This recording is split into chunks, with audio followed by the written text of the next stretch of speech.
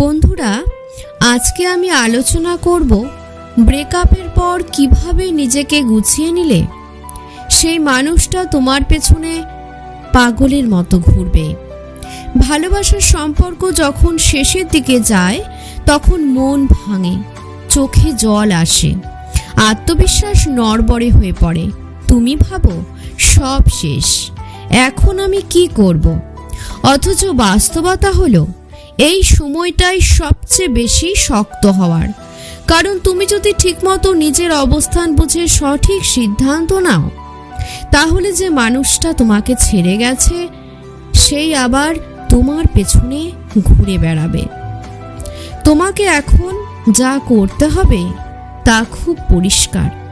নিজেকে ছোট করে তার কাছে ফিরতে যেও না।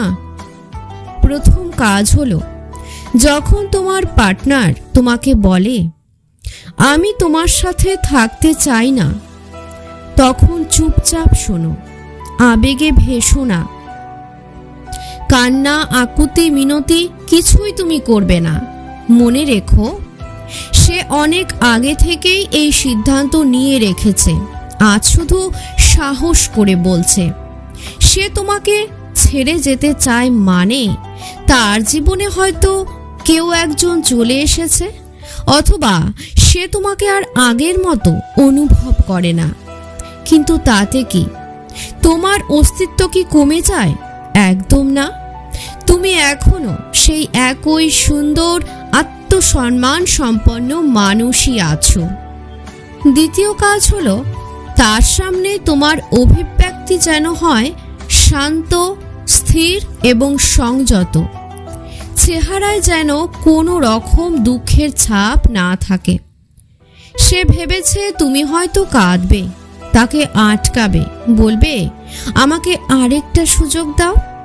কিন্তু তুমি এই সব কিছুই বলবে না, বরং তুমি তাকে বলবে ধন্যবাদ, তুমি এতদিন আমার পাশে ছিলে। তোমার কাছ থেকে আমি অনেক কিছু শিখতে পেরেছি, যেটা আমার পরবর্তী জীবনে কাজে লাগবে। তোমাকে আমি ভালোবেসেছি, ভবিষ্যতেও ভালোবাসবো। তুমি ভালো থেকো, নিজের যত্ন নিও। এটা শুনে তার মনের ভেতরে ঝড় শুরু হবে। সে বুঝবে না তুমি এমন আচরণ কেন করছো, তার ইগোতে ধাক্কা লাগবে। তৃতীয় কাজ হলো, তুমি যদি সত্যি কাঁদতে চাও, কান্না করতে চাও, তবে সেটা নিজের ঘরে দরজা বন্ধ করে করো, তার সামনে নয়। তার চোখে কখনোই তোমার দুর্বলতা যেন ধরা না পড়ে। কারণ তুমি যত কাঁদবে সে তত তৃপ্তি পাবে, ভাববে এই মানুষটা আমার জন্য পাগল, এবং তখন সে নিজেকে একজন হাই ভ্যালু মানুষ মনে করবে। তুমি তাকে যত ইম্পর্টেন্স দেবে সে তত নিজেকে তোমার থেকে উপরে ভাববে। চতুর্থ কাজ হলো, কোনোভাবেই তাকে ফোন বা টেক্সট করবে না। তোমার জীবন থেকে যেন সে সম্পূর্ণভাবে হারিয়ে গেছে এমন ভাব করো। সোশ্যাল মিডিয়াতে তার জন্য স্ট্যাটাস, গান, কবিতা, কষ্টের পোস্ট কিছুই দেবে না। তার বন্ধুদের কাছে গিয়ে কাঁদবে না, বোঝাবে না। এতে করে তুমি নিজের অবস্থানই দুর্বল করে ফেলবে। পঞ্চম কাজ হলো, যখন সে দেখবে তুমি চুপচাপ নিজের মতো আছো, হাসি মুখে ঘুরে বেড়াচ্ছ, নিজেকে নতুনভাবে গড়ে তুলেছ, তখন তার ভেতরে এক ধরনের আফসোস কাজ করবে।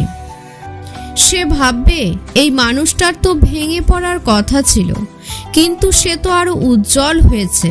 তখন সে হয়তো তোমাকে ফোন দেবে, একটা বার্তা পাঠাবে, বলবে কেমন আছো। এখানে ভুল করবে না, সরাসরি উত্তর দেবে ভালো আছি, ব্যাস এটুকুই। অতিরিক্ত কথা বলবে না, পুরনো কথা তুলবেও না। এভাবে তুমি তাকে ধীরে ধীরে মানসিকভাবে চাপে ফেলবে।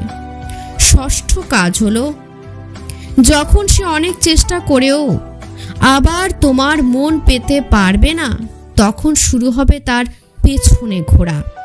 সে তখন তোমাকে হারানোর ভয় পাবে, কেননা তুমি তাকে এমন এক আচরণ দেখিয়েছ যেটা তার ধারণার বাইরে ছিল।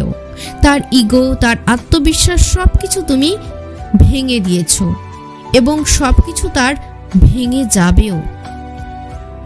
সপ্তম কাজ হলো, সে যখন একদিন এসে বলবে চলো আমরা আবার শুরু করব, তখন তুমি আবেগে গলে চলে যেও না।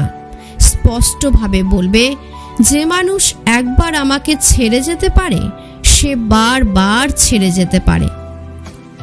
আমি এখন এমন এক জায়গায় আছি যেখান থেকে ফিরে যাওয়া মানে নিজেকেই অপমানিত করা।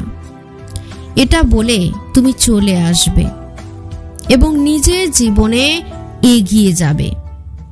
সবশেষে মনে রেখো, ভালোবাসা তখনই সঠিক হয় যখন তা সম্মান ও মূল্যবোধের উপর দাঁড়িয়ে থাকে। যদি কোনো সম্পর্ক তোমাকে অপমানের দিকে নিয়ে যায় তাহলে সেটা শেষ করাই শ্রেয়। যে ব্যক্তি তোমাকে একবার ছেড়ে চলে যেতে পারে সে তোমার জীবনে কখনোই স্থায়ী হতে পারে না, বরং তুমি নিজেকে এমনভাবে গড়ে তোলো যেন সে সারা জীবন আফসোস করে আমি কি হারিয়ে ফেললাম এই ভেবে। নিজেকে ভালোবাসো, কারণ সবার আগে তুমি তোমার নিজের। ভিডিওটি ভালো লাগলে চ্যানেলটি সাপোর্ট করে সঙ্গে থাকবেন। ধন্যবাদ।